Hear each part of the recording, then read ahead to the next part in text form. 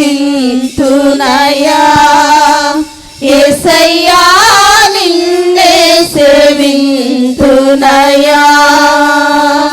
నీవే నా మార్గము సత్యము జీవము నీవే నా రక్షణ విమోచన దుర్గము నీవే నా మార్గము సత్యము జీవము నీవే నా రక్షణ విమోచన దుర్గము నీ సాటి దేవుడు లేడయ్యా ఈ జగమందు నీలాంటి దేవుడు లేడయ్యా నీ సాటి దేవుడు లేడయ్యా ఈ జగమందు నీలాంటి దేవుడు లేడయ్యా ఆరాధింతును నిన్నే ఆరాధింతును ఆరాధింతును నిన్నే ఆరాధింతును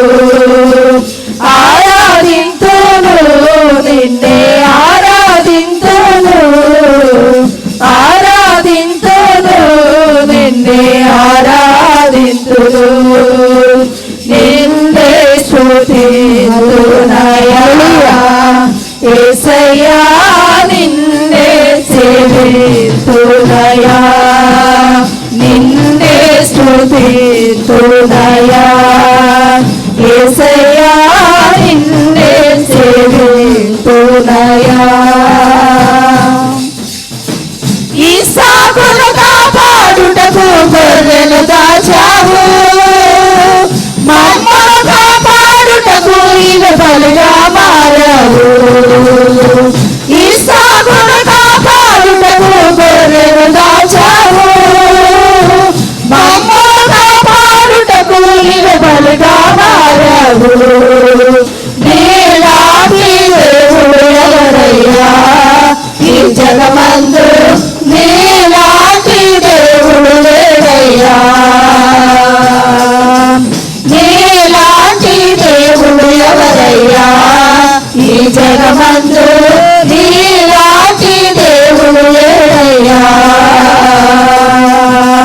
ఆరాధింతును నిన్నే ఆరాధింతును ఆరాధింతును నిన్నే ఆరాధింతును ఆరాధింతును నిన్నే ఆరాధింతును ఆరాధింతును నిన్నే ఆరాధింతును నిన్నే స్తుతింతునయా యేసయ్యా నిన్నే సేవింతునయా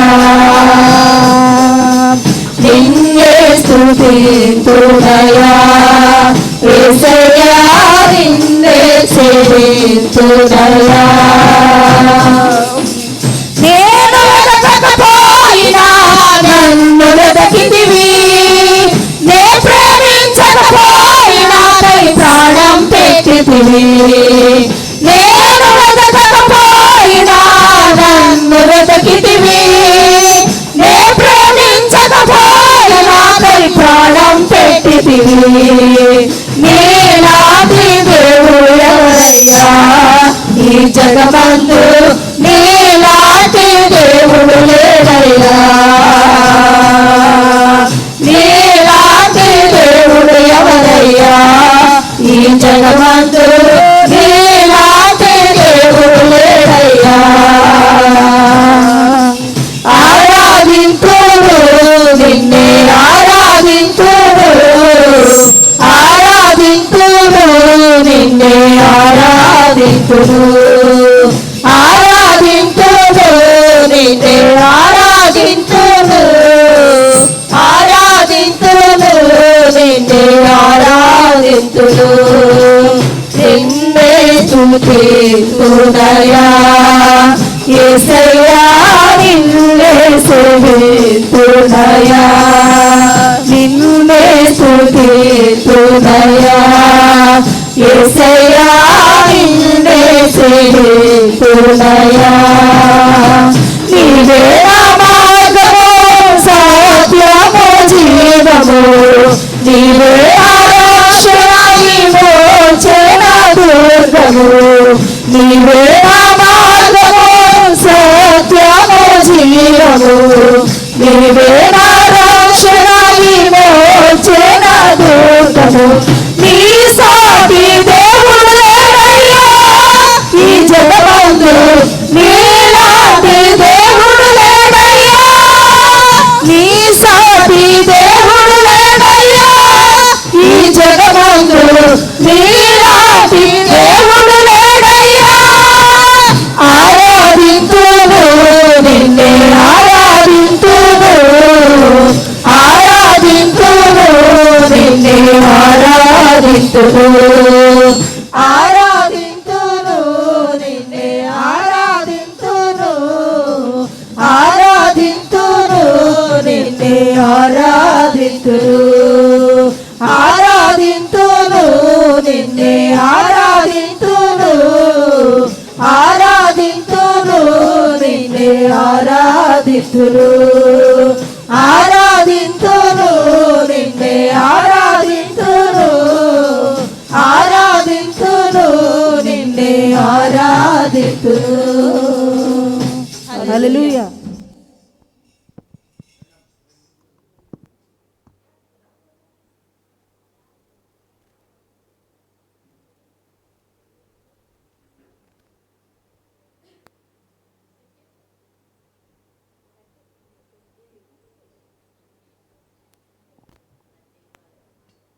హల్లెలూయా.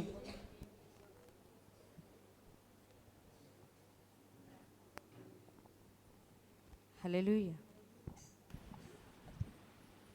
హల్లెలూయా. దయచేసి అందరు లేచి నిలబడినట్లయితే దేవుని స్తుతిస్తూ ఆయన నామాన్ని ఆరాధిస్తూ ఆయన నామాన్ని గొప్ప చేద్దాము.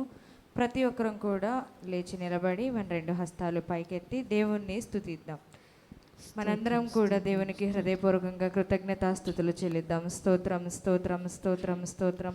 దావీదు భక్తుడు అంటారు కదా, దేవుని మందిరం నాకు యెహోవా మందిరం నాకు పోవుదామని జనులు నాతో అనినప్పుడు నేను ఎంతగానో సంతోషించింది ఆనందించింది అంటారు కదా. ఆ విధంగా మనం కూడా దేవుని సన్నిధిలోనికి ఈ వేకువజామునే మనం ఆయన సన్నిధికి వచ్చినప్పుడు ఆయన్ని స్తుతిస్తూ ఆయన నామాన్ని ఆరాధిస్తూ కృతజ్ఞతాస్తుతులు చెల్లిస్తూ ఆయన గుమ్మంలో ప్రవేశించవలసిన వారమై ఉన్నాం. కాబట్టి అట్టి రీతిగానే ప్రవేశించిన మనము మన రెండు హస్తాలు పైకెత్తి హృదయపూర్వకంగా దేవునికి స్తుతులు చెల్లిద్దామా. స్తోత్రం స్తోత్రం స్తోత్రం. దేవా నేను ఈ దినాన బ్రతికి ఉన్నానంటే అది కేవలం ఈ కృప మాత్రమే ప్రభువా. స్తోత్రం తండ్రి. ఇట్టి రీతిగా ధైర్యంగా మిమ్మల్ని స్తుతిస్తున్నాను అంటే మీరు నాకు ఇచ్చిన గొప్ప ధన్యత ప్రభువా. మందిరాలను పడగొడుతూ ప్రభువా, మందిరాలని కూల్చేస్తూ ప్రభువా, మీ సేవకులైన వారిని ప్రభువా, మీ ప్రజలైన వారిని తండ్రి ఎంతో దారుణంగా చంపేస్తున్న పరిస్థితిలో మేము ఉన్నాను తండ్రి. ఇంత ధైర్యంగా మిమ్మల్ని స్తుతించడానికి మీరు మాకు ఇచ్చిన గొప్ప ధన్యతను బట్టి స్తోత్రం ప్రభువా. ఏమిచ్చినను మీ రుణాన్ని తీర్చలేం ప్రభువా. మీ లేఖనాల ద్వారా మీరు తెలియజేసి ఉన్నారు ప్రభువా, రానున్న దినాల్లో క్షామం మీకు కలుగుతుంది, అది ఆహారం వలన కలుగునది కాక నా వాక్యం నా మాటల వలన కలుగునది అని తెలియజేశారు ప్రభా. అట్టి దినములు రాక మునుపే ప్రభా మీ మాటలు మాకు దొరుకు కాలంనే వాటిని భుజించే భాగ్యాన్ని మాకు దయచేయండి ప్రభా అని ప్రతి ఒక్కరూ కూడా దేవునికి స్తుతులు చెల్లిద్దాం, దేవుణ్ణి స్తుతులు చెల్లిద్దాం, దేవునికి ఆరాధన చేద్దాం, దేవుణ్ణి స్తుతిద్దాం. నీవు నేను ఈ క్షణాన్ని ఈ దినాన్ని ఇక్కడ ఉన్నామంటే ఆయన ప్రేమలో మనల్ని కాపాడారండి. ఆయన కృపలో మన పాపాలని కడిగి మన జీవితాన్ని మార్చిన గొప్ప దేవుణ్ణి మనం కలిగి ఉన్నాం. లేదంటే మనం ఇంకను పాపంలోనే ఆ యొక్క జీవితంలోనే బ్రతికి నరకానికి పాత్రులమై ఉండేవారమేమో. దేవుడు మనల్ని రక్షించి ఆయన యొక్క కృపను మనపై హెచ్చుగా ఉంచి ఆయన యొక్క మహోన్నతమైన ప్రేమను మనపై చూపించి మనల్ని ఆయన ప్రేమలో ఆయన రక్తంలో కడిగి మనల్ని అందరినీ ఇక్కడ నిలబెట్టిన దేవునికి హృదయపూర్వకంగా స్తుతులు చెల్లిద్దాం. మనందరం కూడా అదే రీతిగా ఉండి దేవుణ్ణి స్తుతిస్తూ దేవుని నామాన్ని ఆరాధిస్తూ మనందరికీ వచ్చినటువంటి పాట నాదు జీవితము మారిపోయినది అనే పాట పాడి దేవుని యొక్క ప్రేమను ఆయన యొక్క ఔన్నత్యాన్ని మనం తెలియజేద్దాము. చాలునయ్యా దేవా ఈ జన్మధన్యమే ప్రభువా, పాపకూపము విడచి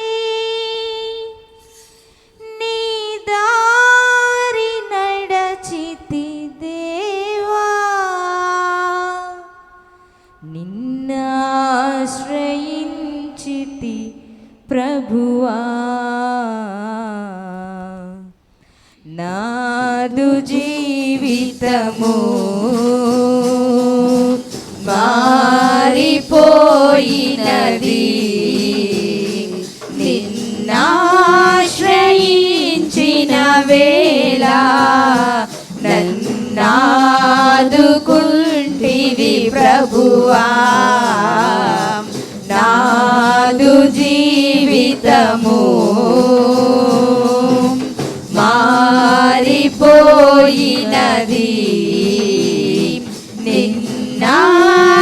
నిన్నాశ్రయించిన వేళ నన్నాదుకుంటివి ప్రభువా నాదు జీవితము మారిపోయినది నిన్నాశ్రయించిన వేళ నన్నాదుకుంటివి ప్రభువా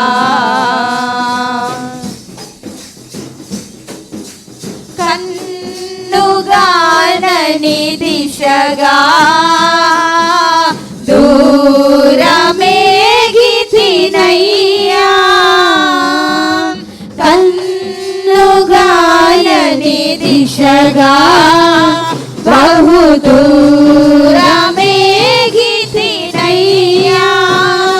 నీ ప్రేమ వాక్యము వినగా నా కళ్ళు కరిగెను దేవా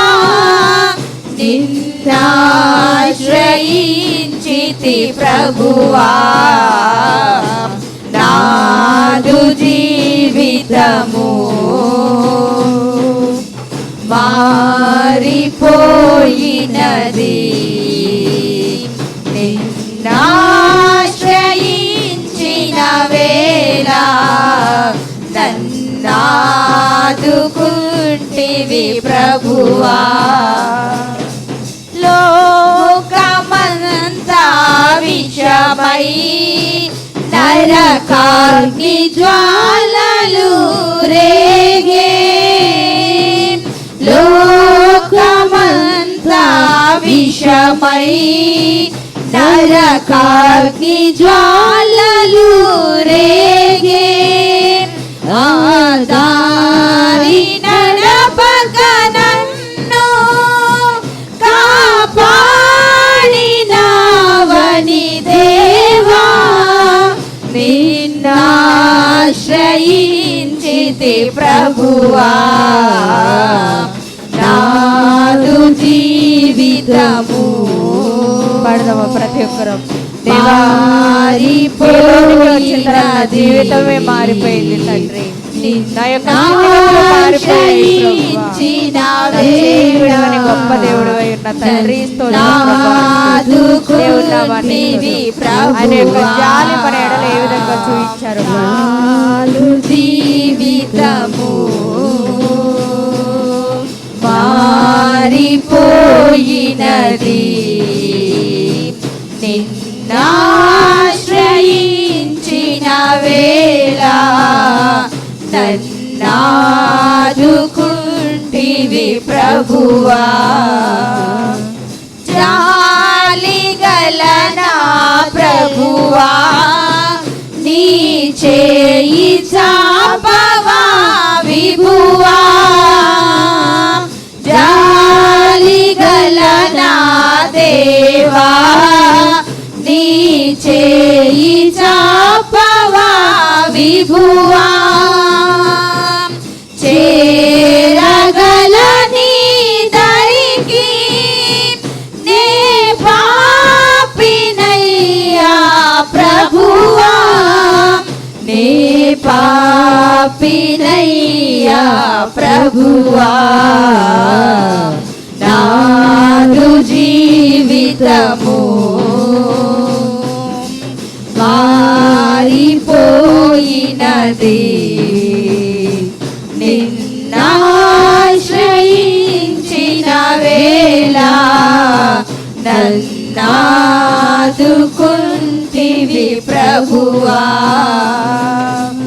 ఆరిపోని జ్యోతివై కన్నులలోని కాంతివై ఆరిపోని జ్యోతివై కన్నులలోని కాంతివై ఎంత కాలము ఉంటివి ఎంతగా ప్రేమించితివి నన్నెంతగా ప్రేమించితివి నాదు జీవితము మారిపోయినది నిన్నాశ్రయించిన వేళ నన్నాదుకుంటివి ప్రభువా నాదు జీవితము మారిపోయినది నిన్నాశ్రయించిన వేళ నన్నాదుకుంటివి ప్రభువా నాదు జీవితము. మనందరం కూడా అదే రీతిగా లేచి నిలబడినట్లయితే మన ఆత్మీయ తండ్రి రెవరెండ్ ఎస్ మనీషా గారు మనల్ని ప్రార్థనలో నడిపిస్తారు. ప్రార్థన చేసుకుందాం. అందరం కూడా దేవుని సన్నిధిలో చిన్న ప్రార్థన చేసుకొని, ప్రభువా ఈ 2024 సంవత్సరంలో గడిచిన 2 నెలలు కూడా మీరు ఎక్కల చాటున మీరు మమ్మల్ని భద్రపరిచి కాపాడారు. ఈ మార్చి నెలలో ప్రభువా మీరు మమ్మల్ని ప్రవేశింపజేసి మొదటి 2 దినాలు మీరు మమ్మల్ని కాపాడి ఈ 3వ దినం ఈ మొదటి పునరుద్ధాన దినమందు మేమందరం కూడా నీ పరిశుద్ధ మందిరంలో కూడుకొని ఈ నూతన నెలలో నూతనంగా మొదటిసారి జరుగుతున్నటువంటి ఈ ఆరాధనలో మేము పాల్గొనడానికి మీరు ఇచ్చినటువంటి సమయాన్ని బట్టి నీకు వందనాలు నాయనా. ఇంతవరకు పాటల ద్వారా మీ నామాన్ని మహిమపరచడానికి మీ కృపను అనుగ్రహించావు తండ్రి. ఈ సమయంలో నీ మాటలను మేము ధ్యానిస్తూ ఉండగా మీరు మమ్మల్ని దర్శించండి, మాతో మీరు మాట్లాడండి అని అందరం కూడా ప్రార్థన చేద్దాం. వచ్చిన వారందరిని బట్టి కూడా దేవునికి మనం స్తుతులు చెల్లిద్దాం. ఇంకనూ రావలసిన వారిని దేవుడు తన సన్నిధిలోనికి నడిపించులాగన మనందరం కూడా ప్రార్థన చేద్దాం. ఈ సమయంలో పరిశుద్ధాత్మ దేవుడే మనందరికీ అవసరమైన మాటలను ఆయన మనతో మాట్లాడులాగన అందరం ఏకీభవించి దేవుని సన్నిధిలో ప్రార్థన చేద్దాం. పరిశుద్ధుడా, ప్రేమ నమ్మకం కలిగిన మా ప్రియ పరలోకపు తండ్రి, మీ పరిశుద్ధమైన పాదములకు లెక్కలేని స్తుతులు స్తోత్రాలు వందనాలు చెల్లిస్తున్నాము నాయన. ఈ 2024 సంవత్సరంలో జనవరి నెల ఫిబ్రవరి నెల మీరు మీ రెక్కల చాటున మీరు మమ్మల్ని భద్రపరిచి కాపాడి ఈ మార్చి నెలలో ప్రభువా మీరు మమ్మల్ని ప్రవేశింపజేసిన విధానాన్ని బట్టి నీకు వందనాలు చెల్లిస్తున్నాము నాయన. ఈ సమయాన్ని చూడలేక ఎంతోమంది గొప్పవారు గనులైన వారు ప్రభువా మట్టిలో కలిసిపోగా మీ అపారమైన కృపను మాయడలా విస్తరింపజేసి మమ్మల్ని అందరినీ కూడా సజీవులనుగా మీరు కాపాడుచున్న విధానాన్ని బట్టి నీకు వందనాలు చెల్లిస్తున్నాము తండ్రి. గతించిన వారి కంటే మేమేదో నీతిమంతులమని భక్తిపరులమని కాదు కానీ కేవలం ప్రభువా నీ కృపను మాయడల విస్తరింపజేసి ఇట్టి క్షేమకరమైన స్థితిని మాకు మా కుటుంబాలకు మీరు దయచేసినందులకై మీకు స్తోత్రాలు చెల్లిస్తూ ఉన్నాం. ఈ మార్చి నెలలో ఈ 3వ తారీఖు ఈ పునరుద్ధాన దినమందు జరుగుతున్నటువంటి మొదటి ఆరాధనలో మేమందరం కూడా ప్రభువా నీ పరిశుద్ధ మందిరంలో కూడుకొని ఇంతవరకు పాటల ద్వారా మీ నామాన్ని మహిమపరచడానికి మీరు కృపను అనుగ్రహించారు. ఈ సమయంలో ప్రభువా మేమందరం కూడా నీ పరిశుద్ధ గ్రంథంలో నుండి మీ మాటలను మేము ధ్యానించబోతూ ఉండగా పరిశుద్ధాత్మదేవ మా అందరికీ అవసరమైన మాటలు మీరే మాకు బోధించండి నాయన. మా అందరి హృదయాలను ఎరిగిన దేవుడవు నీవై ఉన్నావు. ఏ మాటల చేత మేము హెచ్చరించబడగలమో, ఏ మాటల చేత మా యొక్క ఆత్మీయ జీవితాలకు నాయన క్షేమాభివృద్ధి కలుగుతుందో, ఏ మాటల చేత ప్రభువా మేము ఓదార్పును అందగలమో, ఏ మాటల చేత మేము ధైర్యపరచబడగలమో, ఏ మాటల చేత మా జీవితాలను సరిదిద్దుకోగలమో నువ్వు ఎరిగిన దేవుడవు గనుక మా అందరికీ అవసరమైన మాటలు పరిశుద్ధాత్మదేవ మీరే మాతో మాట్లాడమని ప్రార్థన చేస్తూ ఉన్నాం.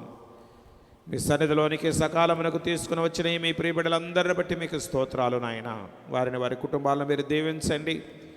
ఇంకను ఈ ఆరాధనలో ఏకీభవించడానికి ఆసక్తి కలిగిన బిడ్డలను త్వరపెట్టి మీ సన్నిధానంలోనికి తోడుకుని రండి. ఆయా కారణములను బట్టి మీ సన్నిధిలోనికి రాలేకపోయినా దూరముగా ఉండి మీ మాటలు ఆలకిస్తున్న బిడ్డలను, ఆన్లైన్ ద్వారా కూడా మీ మాటలు ఆలకిస్తున్న బిడ్డలను మీరు ఆస్వాదించమని యేసు పరిశుద్ధ నామమున ప్రార్థిస్తున్నాము తండ్రి, ఆమేన్. మనందరం కూడా అదే రీతిగా లేచి నిలబడి ఉండి దేవుని పరిశుద్ధ గ్రంథంలో నుండి ధ్యానపాఠంగా దేవుని వాక్యాన్ని మనం చదువుకుందాము. కీర్తనల గ్రంథం 57వ కీర్తన మొదటి వచనం నుండి చివరి వరకు ఉన్న వాక్య భాగాన్ని మన మధ్యలో ఉన్న సుబ్బారావు గారు వచ్చి చదువుతారు అన్నారండి. 57వ కీర్తన మొదటి వచనం నుండి చివరి వరకు ఉన్న వాక్య భాగాన్ని ఉత్తర ప్రత్యుత్తర రీతిగా మనం చదువుకుందాం. మొదటి వచనాన్ని మరి అన్న చదువుతున్నప్పుడు రెండవ వచనాన్ని మనం చదువుదాం. ఆ రీతిగా మరి 57వ కీర్తనను ఉత్తర ప్రత్యుత్తర రీతిగా చదువుకుందాం.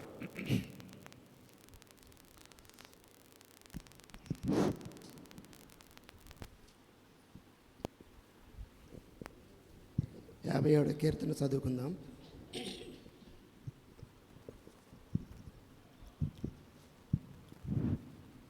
నన్ను కరుణింపుము దేవా, నన్ను కరుణింపుము. నేను నీ శరణుజొచ్చి ఉన్నాను. ఈ ఆపదలు తొలగిపోవు వరకు నీ రెక్కల నీడను శరణుజొచ్చి ఉన్నాను. మహోన్నతుడైన దేవునికి, నా కార్యము సఫలము చేయు దేవునికి నేను మొర్రపెట్టుచున్నాను. ఆయన ఆకాశం నుండి ఆజ్ఞ ఇచ్చి నన్ను రక్షించును. నన్ను మింగగోరు వారు దోషణలో పలుకున్నప్పుడు దేవుడు తన కృపా సత్యములను పంపుము. నా ప్రాణము సింహముల మధ్యనున్నది, కోపోద్రేకుల మధ్యను నేను పండుకొనుచున్నాను. వారి దంతములు శూలములు, అవి అంబులు, వారి నాలుక వాడిగల కత్తి. దేవా, ఆకాశం కంటే అత్యున్నతుడుగా నిన్ను కనపరుచుకుందుము. మీ ప్రభావము సర్వభూమి మీద కనబడనిమ్ము. నా అడుగులను చిక్కించుకొనుటకై వారు వలయుండిరి. నా ప్రాణము కృంగియున్నది. నా ఎదుట గుంట త్రవ్వి దానిలో తామే పడిరి. నా హృదయము నిబ్రముగా ఉన్నది. దేవా, నా హృదయము నిబ్రముగా ఉన్నది. నేను పాడుచు స్తుతిగానము చేసేదను.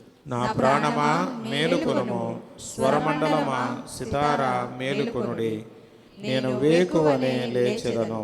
నీ కృప ఆకాశం కంటే ఎత్తైనది. నీ సత్యము మేఘమండలము వరకు వ్యాపించి ఉన్నది. ప్రభువా, జనములలో నీకు కృతజ్ఞతాస్తుతులు నేను చెల్లించెదను. ప్రజలలో నిన్ను కీర్తించెదను. దేవా, ఆకాశము కంటే అత్యున్నతుడుగా నిన్ను కనపరుచుకునుము. నీ ప్రభావము సర్వభూమి మీద కనబడనిమ్ము. ఈ వాక్యం దేవుడు దీవించును గాక. ఆమేన్. అందరం కూర్చుందాం. దేవుని పరిశుద్ధ నామానికి స్తోత్రం కలుగును గాక. దేవుని యొక్క మహా ఉచితమైన కృపను బట్టి ఈ 2024 సంవత్సరంలో గడిచినటువంటి 2 నెలలు కూడా ప్రభు తన కృపలో ఆయన మనల్ని భద్రపరిచి కాపాడి ఈ 3వ నెల మార్చి నెలలో ప్రభు మనల్ని ప్రవేశింపజేశారు. మరి మొదటి 2 దినాలు ప్రభు మనల్ని కాపాడి ఈ 3వ దినములో ప్రభు మనల్ని ప్రవేశింపజేశారు. ఈ 3వ దినమును పునరుద్ధాన దినముగా, ఆరాధన దినంగా ప్రభు మనకు అనుగ్రహించారు.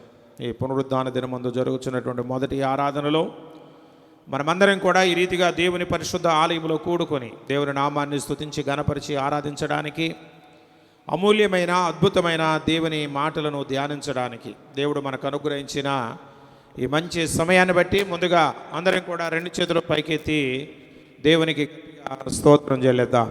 హల్లెలూయా, హల్లెలూయా, హల్లెలూయా. సరే, మంచిది. దేవుని బిడ్డలారా, ఇప్పటి వరకు కూడా చక్కని పాటల ద్వారా ప్రభు నామాన్ని స్తుతించి గణపరిచి ప్రభుని ఆరాధించాము. ఈ సమయంలో అమూల్యమైన దేవుని మాటలు మనం వింటున్నాం కనుక మనమందరం కూడా జాగ్రత్తగా మన మనసులను దేవుని వాక్యం మీద నిలిపి జాగ్రత్తగా దేవుని మాటలను మనం ఆలకిద్దాం. ఈ ఉదయకాల సమయంలో దేవుని వాక్యాన్ని మనం ధ్యానం చేయడానికి కీర్తనల గ్రంథం 87వ కీర్తనను మీరు తెరచి దేవుని వాక్యాన్ని గమనించాలని ప్రభు పేరిట మీకు మనవి చేస్తూ ఉన్నాను. 87వ కీర్తన ఈ ఉదయకాల సమయంలో మనం ధ్యానిస్తూ ఉన్నాం.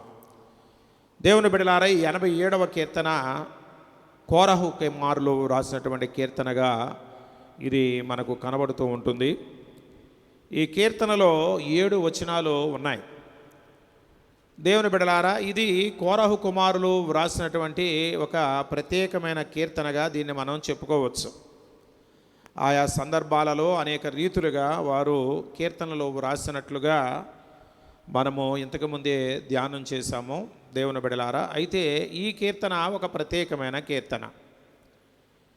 ఈ కీర్తనలాగే దేవుని బిడ్డలారా మరికొన్ని కీర్తనలు కూడా ఇతరులు దావీదు ఇంకా మరికొందరు కూడా వ్రాసినట్లుగా మనం గమనించగలం. ప్రత్యేకంగా ఈ కీర్తనలో దేవుని పట్టణమును గూర్చి, నూతన యెరూషలేమును గూర్చి, అందులో నివసించేటటువంటి ప్రజలను గూర్చి వ్రాయబడినటువంటి మాటలు ఈ వచనాల్లో మనకు కనబడుతూ ఉంటాయి. దేవుని పట్టణాన్ని గూర్చి, దానినే యెరూషలేము అంటాము, లేక సియోను అని కూడా మనం దేవుని వాక్యంలో చదువుతూ ఉంటాం. కీర్తనల గ్రంథంలో ఉన్నటువంటి 150 కీర్తనల్లో దాదాపుగా 6 కీర్తనలు ఈ సియోను యొక్క ప్రఖ్యాతిని వారు గురించి వ్రాసినట్లుగా కూడా మనం గమనించగలం. దేవుని బిడ్డలారా, దీనిలో ఉన్నటువంటి 7 వచనాలను కూడా 3 భాగాలుగా చేసి ఈ ఉదయకాల సమయంలో దేవుని యొక్క వాక్యమును మనం ధ్యానించవచ్చు. మొదటి 3 వచనాలు యెరూషలేము పట్టణమును గూర్చి వ్రాయబడినటువంటి సంగతులు మనకు కనబడుతూ ఉంటాయి. ఆ తరువాత 4వ వచనం నుండి 6వ వచనం వరకు ఉన్న వాక్య భాగములో యెరూషలేము చుట్టూ ఉన్నటువంటి ఆ యొక్క శత్రు రాజ్యములు లేక శత్రు పట్టణములను గూర్చి, వాటి ఉనికిని గూర్చి ప్రస్తావించబడడం ఈ 4వ వచనం నుండి 6వ వచనం వరకున్న వాక్య భాగంలో మనం చూడగలం. ఆ తరువాత చివరి వచనం 7వ వచనములో దేవుని ప్రజలైన వారు, అలాగే దేవుని ప్రజలకు శత్రువులైన వారందరూ కూడా కలిసి పాటలు పాడుతూ, వాయిద్యములు వాయిస్తూ వారు దేవుణ్ణి స్తుతిస్తూ దేవుణ్ణి ఆరాధించినటువంటి వారుగా ఉన్నారు అనే విషయాన్ని చివరి వచనంలో మనం చూడగలం. దేవుని బిడ్డలారా, ఈ లోకంలో లేక ప్రపంచంలో ప్రసిద్ధిగాంచేటువంటి పట్టణాలు, నగరాలు ఎన్నో ఉన్నాయి. మన భారతదేశంలోనే కూడా అనేక గ్రామాలు ఉన్నాయి, పట్టణాలు ఉన్నాయి, ప్రసిద్ధిగాంచేటువంటి నగరాలు కూడా ఉన్నాయి. కొన్ని ప్రాముఖ్యమైన పట్టణాలు ఉంటాయి. అలాగే దేవుని బిడ్డలారా, ప్రపంచవ్యాప్తంగా ఆయా దేశాలకు రాజధానులుగా పిలువబడేటటువంటి పట్టణాలు, గొప్ప గొప్ప పట్టణాలు, చారిత్రక నేపథ్యం కలిగినటువంటి పట్టణాలు, మరి ఎంతో వ్యాపారం జరిగేటటువంటి పట్టణాలు, అభివృద్ధి చెందినటువంటి పట్టణాలు మరి ఇప్పుడున్న పరిస్థితుల్లో కూడా మనం చూస్తూ ఉంటాం. కానీ ప్రపంచంలోనే ప్రసిద్ధిగాంచినటువంటి పురాతనమైనటువంటి పట్టణాలలో లేక నగరాలలో యెరూషలేము అనేది చాలా ప్రాముఖ్యమైనది అనే విషయాన్ని మనం గుర్తించవలసిన వారమై ఉంటున్నాం. ఇప్పటికీ కూడా ఇజ్రాయేలు దేశంలో ఆ యెరూషలేము పట్టణము చాలా ప్రాముఖ్యమైనటువంటి పట్టణంగా అది పరిగణించబడుతూ ఉంది. దానికి కారణం ఏంటంటే, ప్రపంచంలో దేవుని బిడ్డలారా, యూదులకు అలాగే క్రైస్తవులకు, ముస్లింలకు ఇది ఒక పవిత్రమైన స్థలంగా, ఆరాధన స్థలంగా అది పరిగణించబడుతూ ఉంటుంది.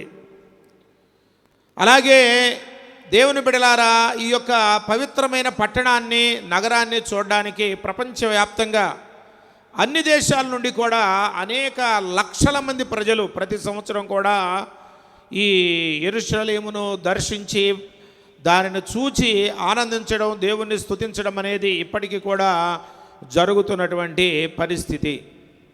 ఇప్పుడు కూడా మన దేశంలో లేక మన ప్రాంతంలో కూడా అనేక మంది ఇజ్రాయేలు దేశాన్ని చూడడానికి వెళ్ళినప్పుడు తప్పకుండా వారు వెళ్ళేటటువంటి ప్రదేశం ఏంటంటే ఈ యెరూషలేములోనికి వారు వెళ్ళి ఆ యెరూషలేమును తప్పకుండా వారు చూచి సందర్శించి వస్తూ ఉంటారు. యెరూషలేము అనగా శాంతి సంపాదన అనే అర్థము దీనికి ఉన్నది. దేవుని బిడ్డలారా, దీనికి పూర్వము యెబూసు అనే పేరు ఉందన్నమాట. యెరూషలేమును పూర్వం ఏమని పిలిచేవారు? యెబూసు అని పిలిచేవారు. దానిలో షేము సంతతి వారు జీవించేవారు అని చరిత్రలో మనం చూస్తూ ఉంటాం. ఎవరి షేము అంటే నోవహు యొక్క 3 కుమారులలో ఒక కుమారుడు, జ్యేష్ఠుడైనటువంటి వాడు. షేమునకు నోవహునకు 3 కుమారులు ఉన్నారు అని ఆదికాండం 5వ అధ్యాయం చివరి వచనంలో మనం చదువుతూ ఉంటాం. వారి పేర్లు ఏంటంటే షేము, హాము, యాపేతు అనేటటువంటి వారు. కాబట్టి నోవహు యొక్క జ్యేష్ఠ కుమారుడే షేము.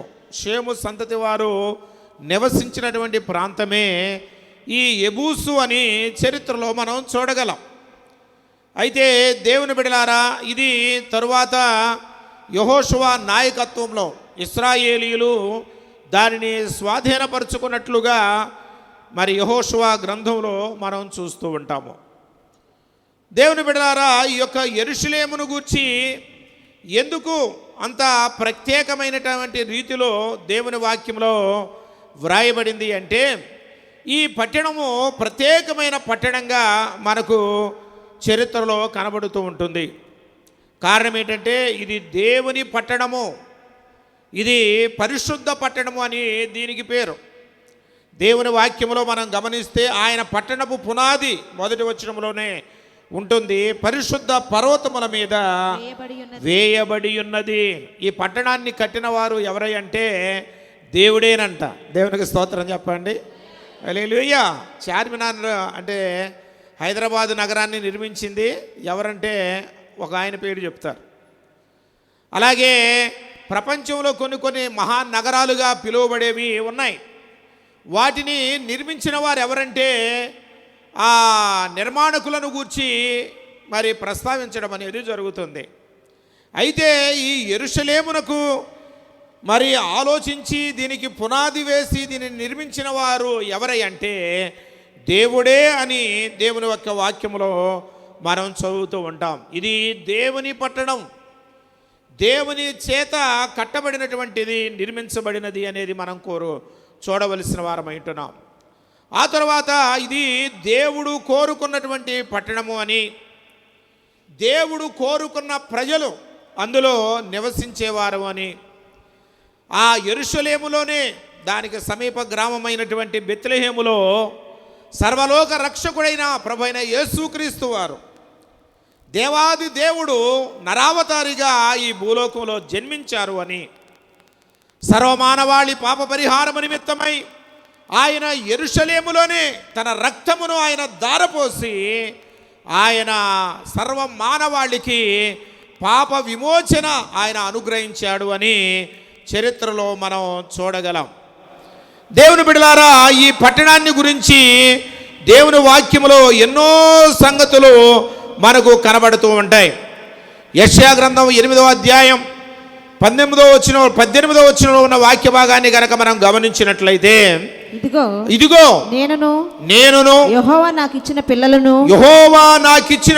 పిల్లలను సియోను కొండ మీద నివసించు సైన్యములకు అధిపతియగు యెహోవా వలని సూచనలుగాను మహత్కార్యములుగాను మేము ఇశ్రాయేలీయుల మధ్య ఉన్నాము అంటాడు. అందరం కూడా రెండు చేతులు పైకెత్తి దేవుని స్తోత్రం చెబుదామా? హల్లెలూయా.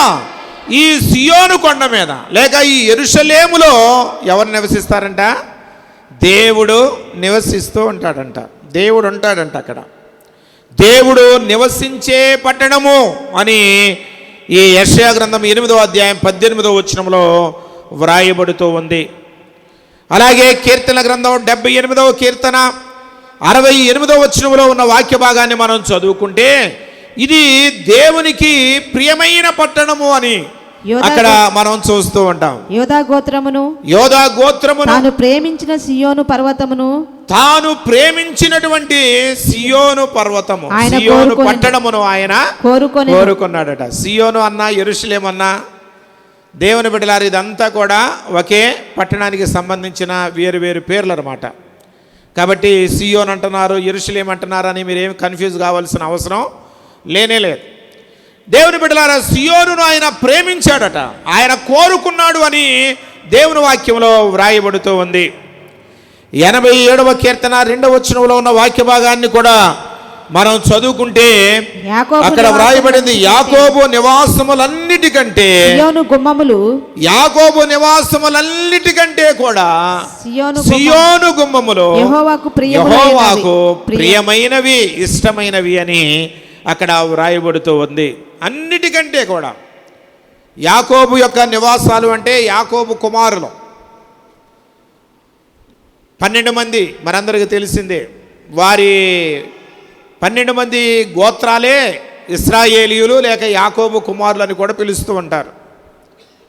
వారు అనేక రకాలైనటువంటి ప్రాంతాలలో అనేక పట్టణాలు వారు కట్టినట్లుగా నిర్మించినట్లుగా మనం చూస్తూ ఉంటాం. కానీ యాకోబు కుమారులు నివసించినటువంటి పట్టణములన్నిటికంటే కూడా ఈ సియోను పట్టణమును లేక ఈ యెరూషలేమును ప్రభువారు ప్రియమైన పట్టణముగా దాన్ని ప్రేమించినట్లుగా దేవుని వాక్యములో మనం చూస్తూ ఉంటాం.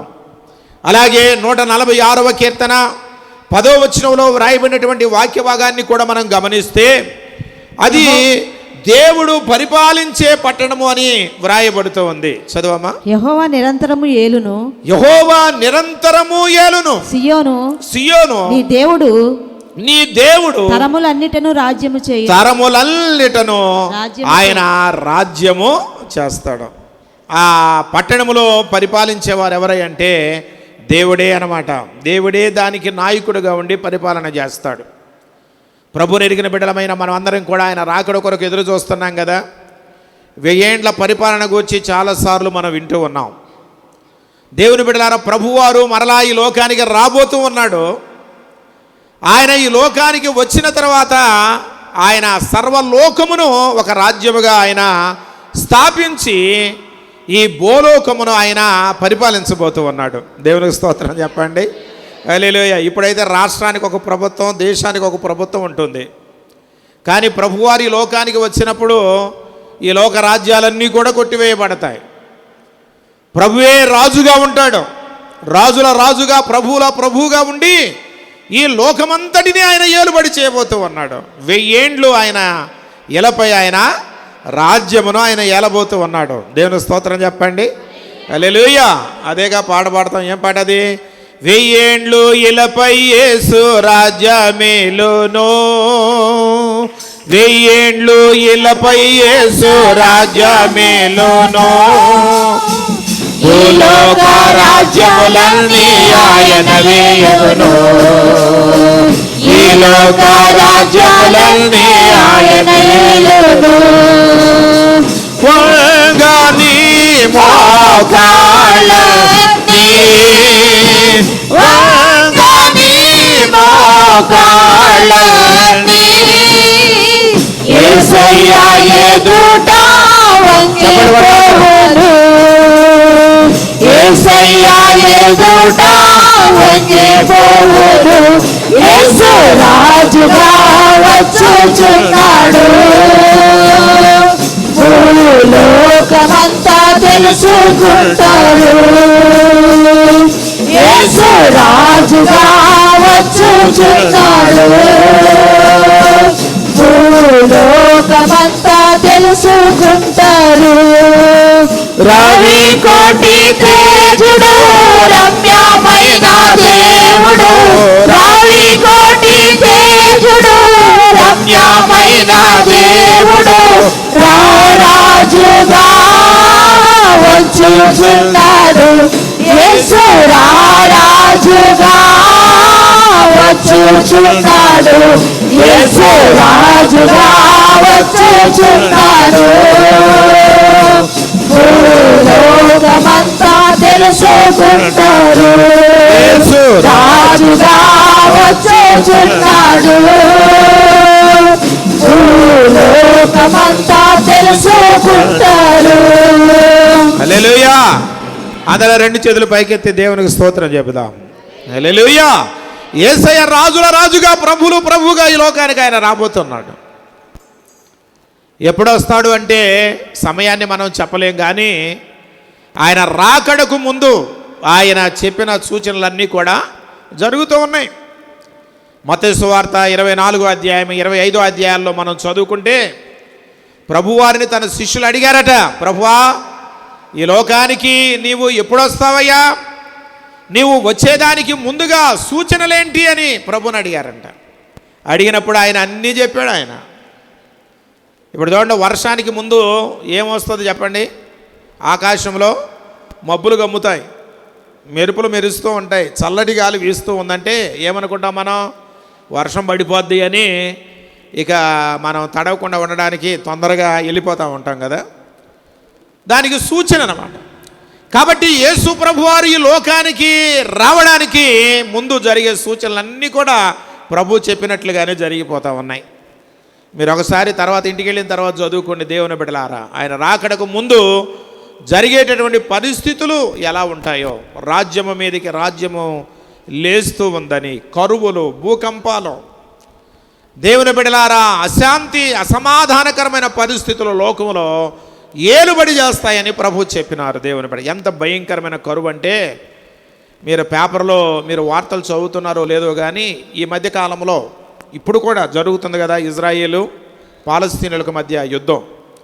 ఆ గాజా ప్రాంతంలోనంట దేవుని బిడ్డలారా ప్రజలు ఆహారం తీసుకోవడానికి ఏమీ దొరక్క ఈ గడ్డి లేకపోతే ఈ మొక్కలు ఉంటాయి చూసారా, వాటిని తింటూ కడుపు నింపుకుంటున్నారంట. అలాగే ఈ పశువుల యొక్క మలం ఉంటుంది చూసారా, దానిని తిని కడుపు నింపుకుంటున్నారంట. ఎప్పుడో కాదు, ఇప్పుడున్నటువంటి పరిస్థితి, ఈ రోజుల్లో జరుగుతున్నటువంటి పరిస్థితి. అందుకని నిన్న మీరు పేపర్లో వార్తలు చదివే ఉంటారు. ఈ ప్రపంచ దేశాల్లో నుండి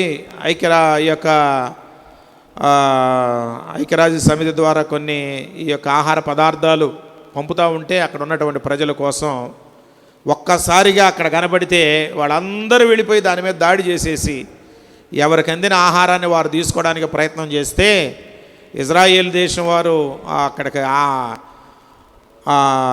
ఆహారం తీసుకొచ్చి ఆ ట్రక్కుల మీద దాడి చేస్తున్న వారిని కాల్చిపడేశారు. దాదాపుగా 100 మంది అక్కడ చచ్చిపోయినారు. ఎంత భయంకరమైనది, ఎన్ని వేల మంది గాయపరచబడ్డారో చెప్పడానికి లేదు. భయంకరమైన కరువు తాండవిస్తూ ఉంది. ఇప్పుడు మనకేం పర్వాలా, రూపాయి కిలో బియ్యం వస్తుంది ఉచితంగానే. కొన్నిసార్లు బియ్యం తీసుకొచ్చి పోస్తూ ఉన్నారు, ఎక్కువైపోయి కొట్టుల్లో కూడా అమ్ముకుంటున్నాం కదా మనం. దేవుని బిడ్డలారా మనకైతే సమృద్ధి ఉంది, కానీ ఇప్పటికీ కూడా దేవుని బిడ్డలారా ఆకలితో అలమటిస్తున్నటువంటి బిడ్డలు చాలామంది అనేక దేశాల్లో ఉన్నారు. ప్రపంచవ్యాప్తంగా అనేక దేశాల్లో కరువు కాటకాలు సంభవిస్తూ ఉన్నాయి. అలాగే యుద్ధాలను గురించి మనం వింటూ ఉన్నాం. రష్యా దేశం ఉక్రెయిన్ దేశం మీద యుద్ధం చేస్తూ ఉంది. కొన్ని సంవత్సరాలుగా అది కొనసాగించబడుతూనే ఉంది. ఇజ్రాయెల్ పాలస్తీనా దేశం మధ్య జరుగుతున్నటువంటి యుద్ధం ముగింపుకు వచ్చినట్లుగా కనబడడం లేదు, అది కొనసాగుతూనే ఉంది. ఇప్పటికీ కూడా వేల మంది ప్రజలు చనిపోయినారు. దేవుని బిడ్డలారా, చిన్నపిల్లలని, స్త్రీలని, పెద్దవాళ్ళని ఏమీ లేకుండా వేలాది మంది ప్రజలు చనిపోతూ ఉన్నారు. మీరు కనుక ఎప్పుడు టీవీ ఆన్ చేసిన ఈ సీరియల్స్ లేకపోతే పిచ్చి పిచ్చి వాడుతుంటే కనుక చూడకుండా మీరు ఆ యొక్క వార్తలు కనుక మీరు చూడగలిగితే నిజంగా ఎంత భయానకమైన పరిస్థితుల్లో ఎత్తైన భవనాలు కుప్పకూలిపోయి మట్టి దెబ్బలుగా కనబడుతూ ఉన్నాయి.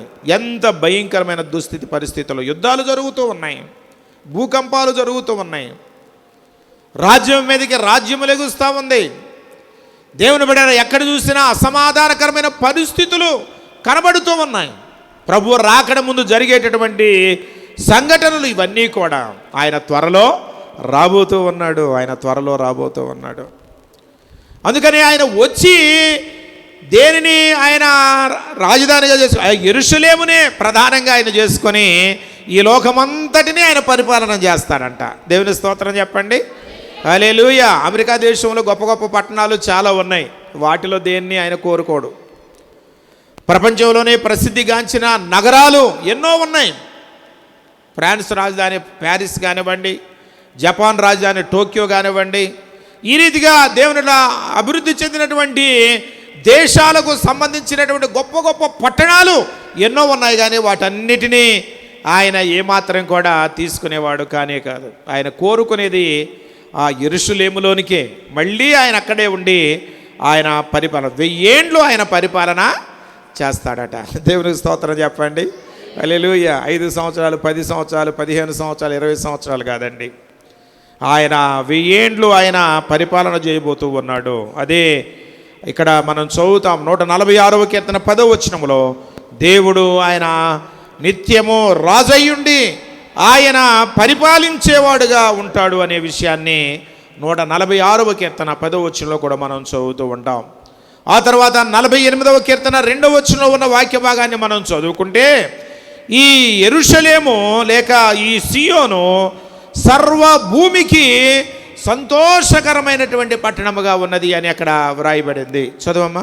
ఉత్తర దిక్కున ఉత్తర దిక్కున మహారాజు పట్టణమైన ఉత్తర దిక్కున మహారాజు పట్టణమైన సియోను పర్వతము రమ్యమైన ఎత్తుగల చోట ఉంచబడి సర్వభూమికి సంతోషకరముగా ఉన్నది. సర్వభూమికి అది సంతోషకరముగా ఉన్నదట. దేవునికి స్తోత్రం చెబుదాం అందరం. హల్లెలూయా. ఈ యెరూషలేము సర్వభూమికి, భూప్రపంచంలో ఉన్నటువంటి దేశములన్నిటికీ కూడా సంతోషాన్ని కలిగించే పట్టణముగా అది ఉంటూ ఉన్నది అని వ్రాయబడుతూ ఉంది. కారణం ఏంటంటే అక్కడే రక్షకుడు పుట్టినాడు. అక్కడే ఈ లోకంలో ఉన్నటువంటి ప్రతి మానవుని కొరకు వారి వారి పాపముల నుండి వారు విడుదల పొందడానికి ఆ జగద్రక్షకుడైన యేసు ప్రభువారు ఆయన తన రక్తాన్ని అక్కడ ధారపోసినాడు. దేవుని బిడ్డలారా, పవిత్రమైన పరిశుద్ధమైన అమూల్యమైన తన రక్తమును ఆ యెరూషలేములోనే ఆయన ధారపోసినట్లుగా దేవుని వాక్యములో మనం చదువుతూ ఉంటాం. 14వ కీర్తన 7వ వచనంలో ఉన్న వాక్య భాగాన్ని మనం చదువుకుంటే మనుషులకు రక్షణ, విడుదల, సంతోషము ఆ పట్టణములోనే దొరుకుతుంది అని వ్రాయబడుతూ ఉంది. సియోనులో నుండి ఇశ్రాయేలునకు రక్షణ కలుగును గాక. సియోనులో నుండి ఇశ్రాయేలునకు రక్షణ కలుగును గాక. యెహోవా చెరలోని తన ప్రజలను రప్పించునప్పుడు యాకోబు హర్షించును, ఇశ్రాయేలు సంతోషించును అని ఇక్కడ వ్రాయబడుతుంది. ఈ 14వ కీర్తన 7వ వచనంలో ఉన్న వాక్య భాగాన్ని మనం చదువుకుంటే రక్షణ అనేది ఈ సియోనులో నుండే మనుషులకు దొరుకుతుందంట. ఆ యెరూషలేములో ప్రభువారు చేసినటువంటి ఆ యొక్క శిలువ యాగము ద్వారానే సమస్త మానవాళికి రక్షణ దొరికింది, పాపము నుండి విడుదల దొరికింది. ఆయన ద్వారానే మనందరికీ సంతోషము కలుగుతూ ఉంది. దేవుని బిడ్డలారా, ఈ లోకములో నిజమైన సంతోషం ఒక వ్యక్తికి ఎప్పుడో తెలుసా అండి? ఏదో వెండి బంగారాలు వస్తువాహనాలు కొనుక్కున్నప్పుడు కాదు. అలాంటివి కొనుక్కుంటే ఆ ఒకరోజే ఉంటుంది ఆనందం, సంతోషం అనేది.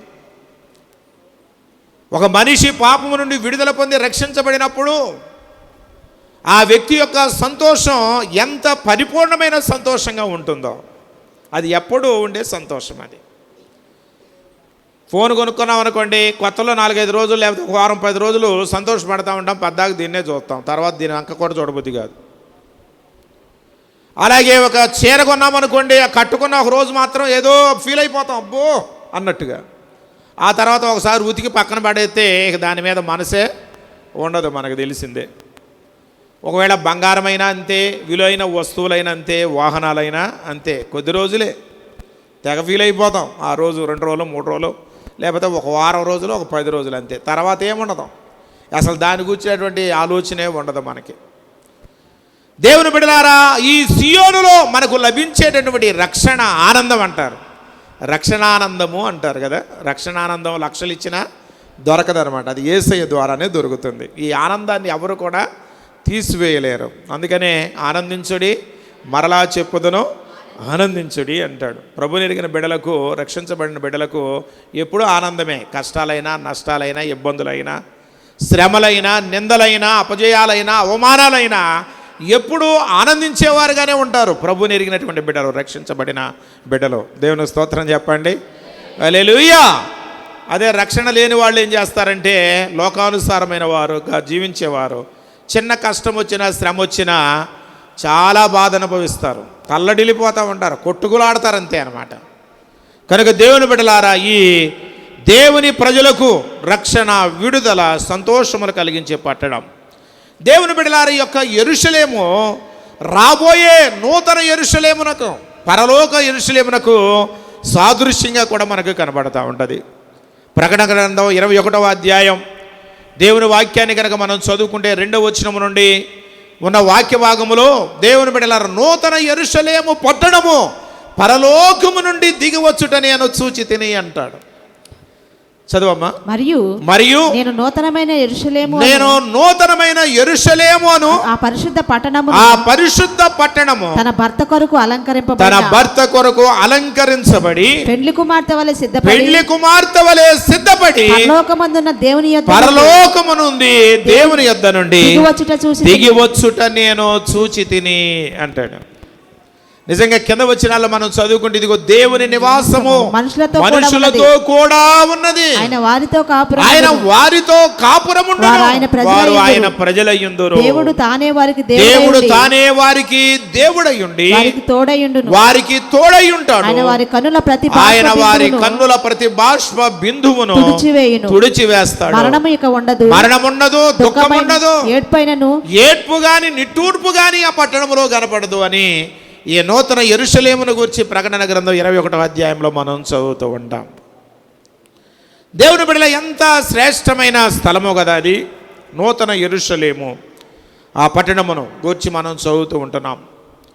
దేవుని బిడ్డలారా, అయితే ఈ చరిత్ర నేపథ్యం కలిగినటువంటి పట్టణం, పరిశుద్ధమైన దేవుడు నివసించే, దేవుడు కోరుకున్నటువంటి ఈ పట్టణం చాలాసార్లు శత్రు చేతులకి అప్పగించబడినట్లుగా, అది ధ్వంసము కాబడినట్లుగా చరిత్రలో మనం చదువుతూ ఉంటాం.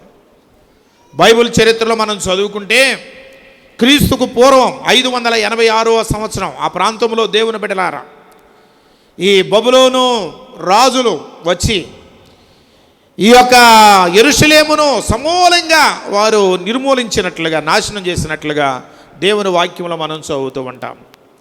దేవుని కొరకు నిర్మించబడినటువంటి ఆ పరిశుద్ధ ఆలయం యొక్క పునాదులను సహితం వారు త్రోవిపడేశారంట. సొలొమోను దేవాలయాన్ని కట్టినప్పుడు ఆ గోడలను సహితం బంగారంతో ఆయన తాపడం చేశాడట. ఇదంతా ఒలుస్తూ ఉంటే ఇంకా లోపల కూడా బంగారం ఉంటుందేమో, విలువైన ఈ మెటీరియల్ దొరుకుతుందేమో అనే ఉద్దేశంతో ఆ యొక్క పునాదులను కూడా వారు త్రొవ్వి పెకిలించి వేశారని చరిత్రలో మనం చదువుతూ ఉంటాం. దానికి కారణం ఏంటి?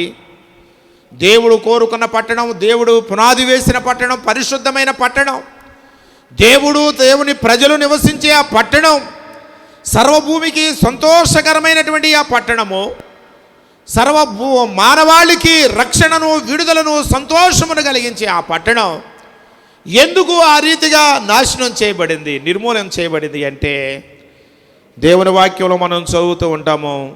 దేవునికి వ్యతిరేకమైన కార్యములు వారు చేయుట ద్వారా, దేవునికి వ్యతిరేకమైన పాపమును చేయుట ద్వారా ఆ పట్టణమునకు ఆ దుర్గతి సంభవించింది.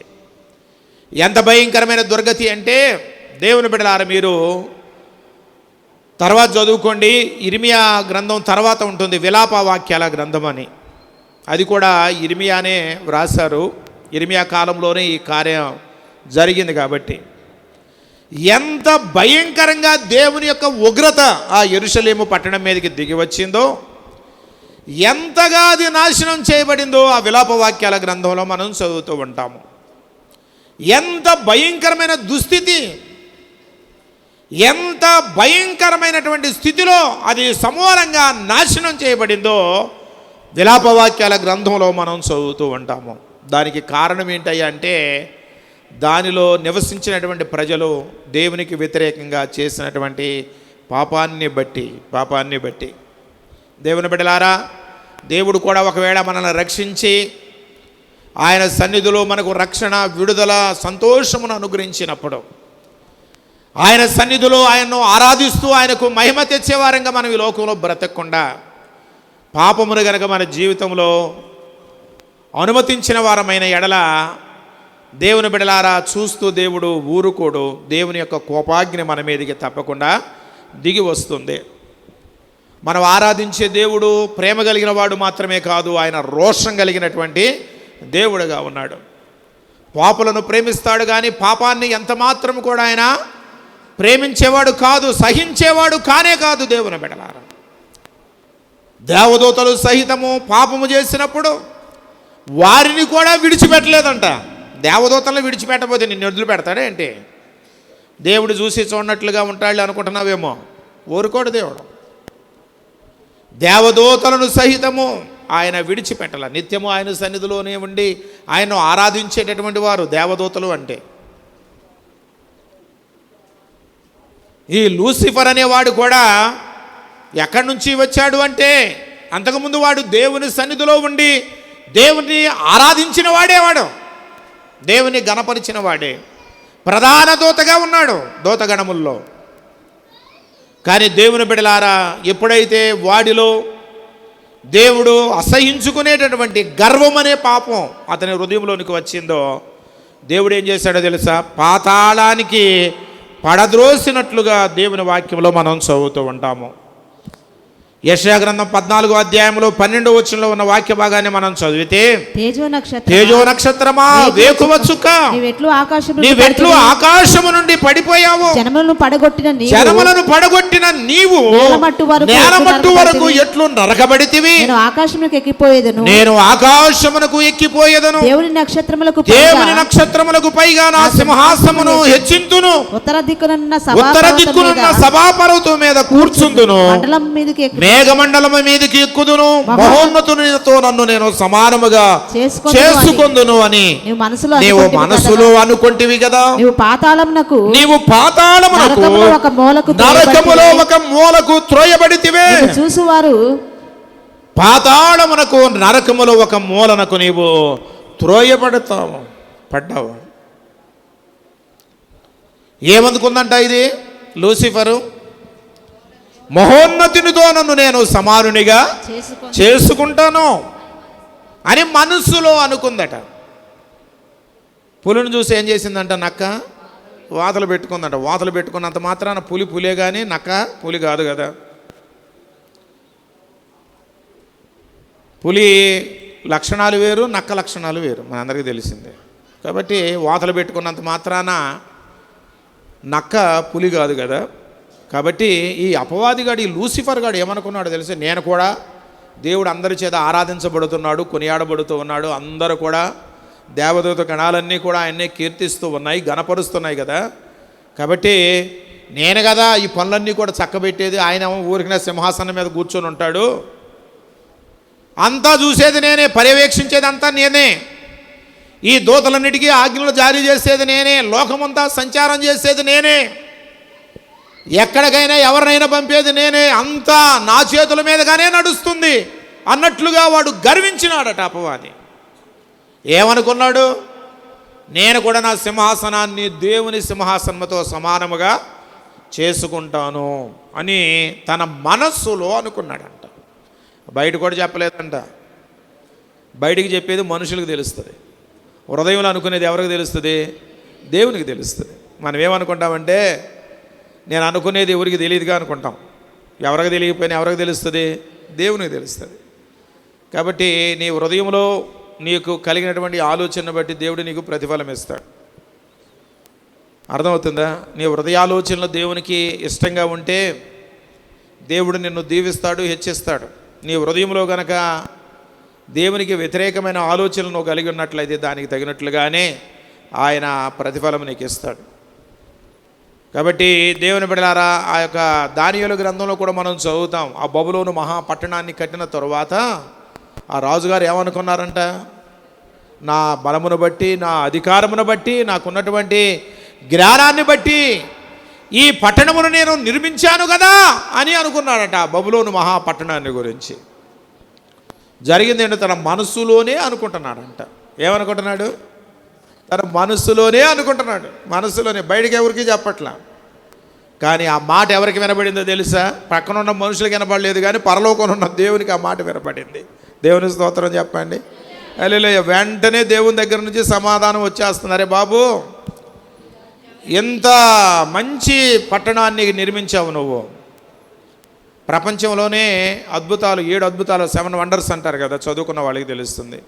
వ్రేలాడు ఉద్యానవనాలు అవి ఎక్కడే అంటే ఆ బబులోను పట్టణం మీదుగా, పట్టణంలో కనబడే ఉద్యానవనాలే అవి.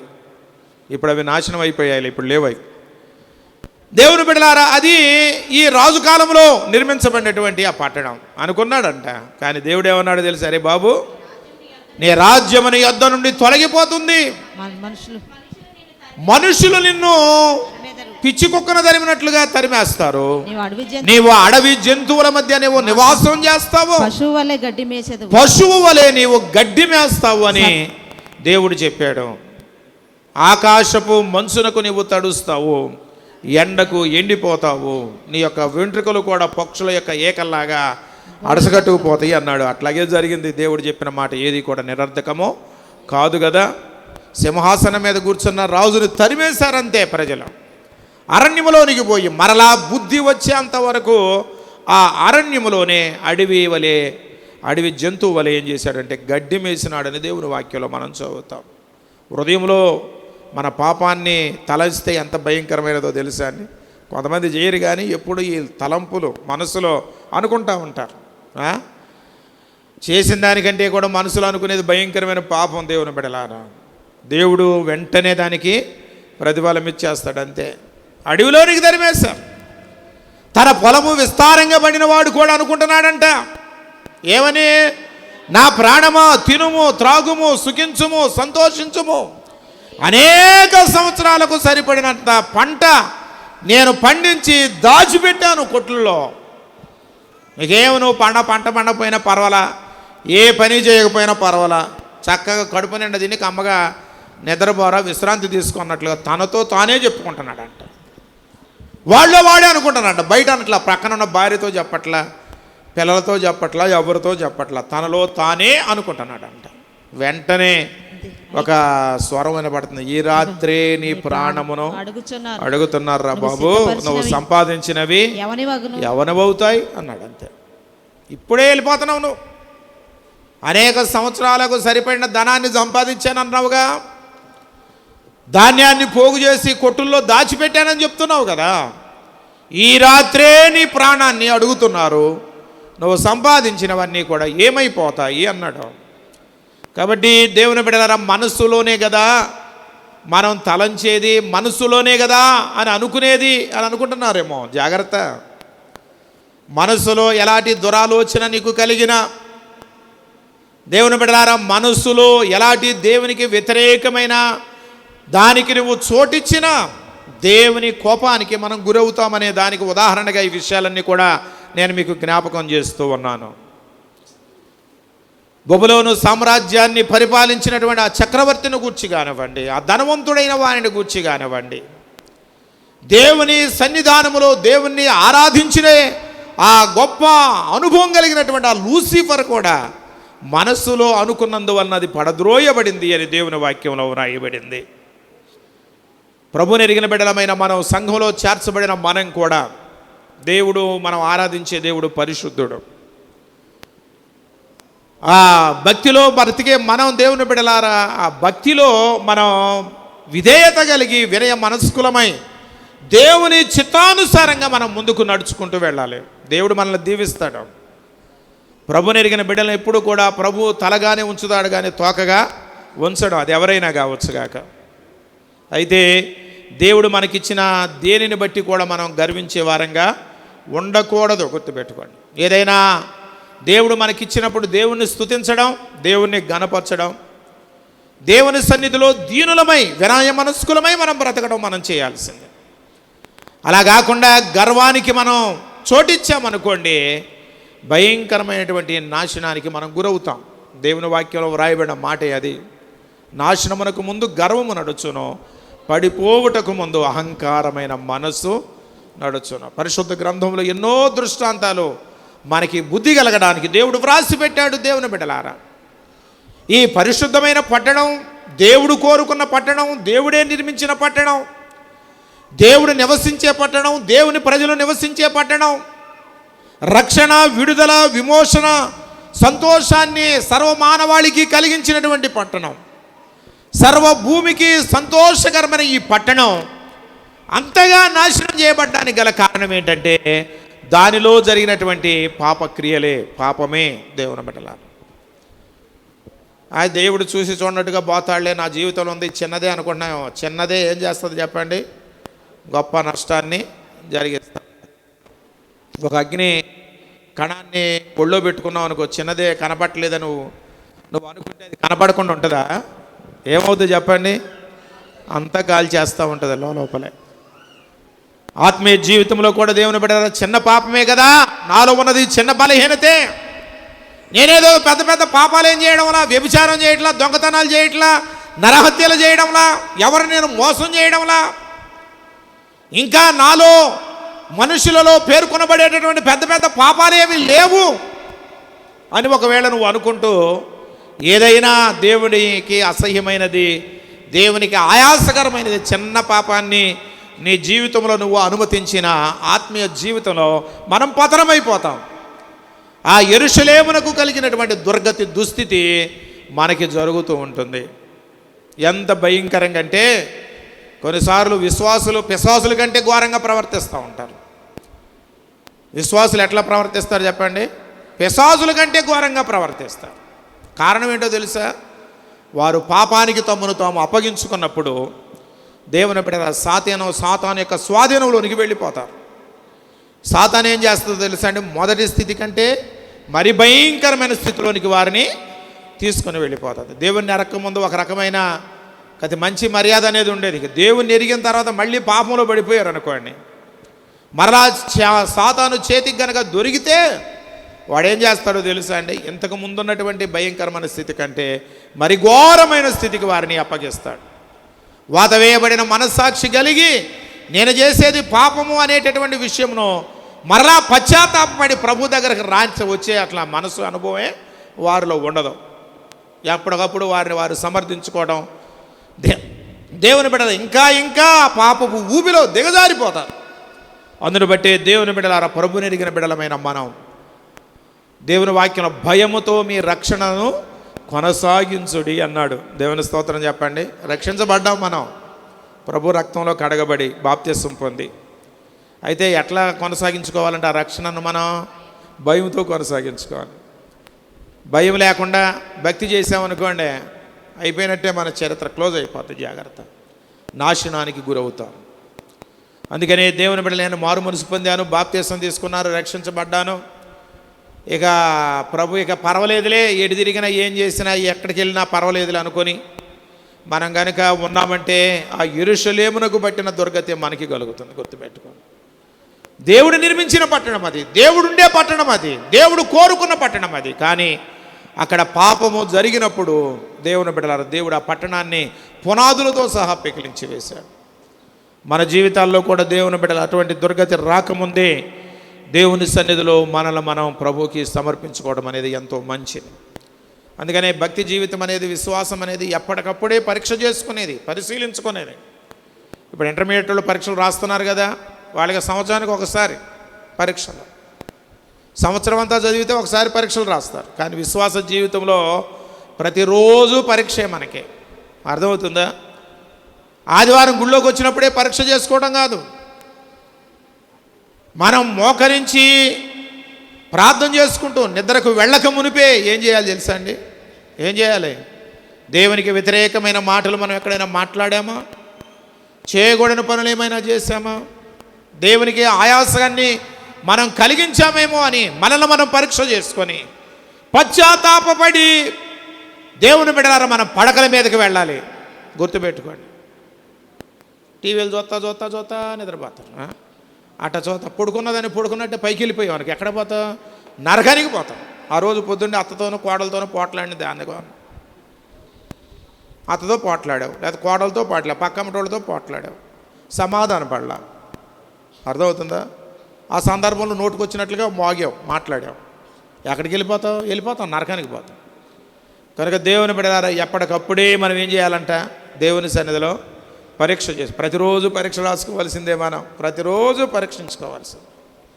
ఎక్కడ మనం తప్పిపోయామో, ఎక్కడ జారిపోయామో, మన మాటలోనో, మన చూపులోనో, మన ప్రవర్తనలోనో మనల్ని మనం పరీక్ష చేసుకొని ప్రభుతో ప్రతి దినం కూడా సమాధానపడి ఉండాలా.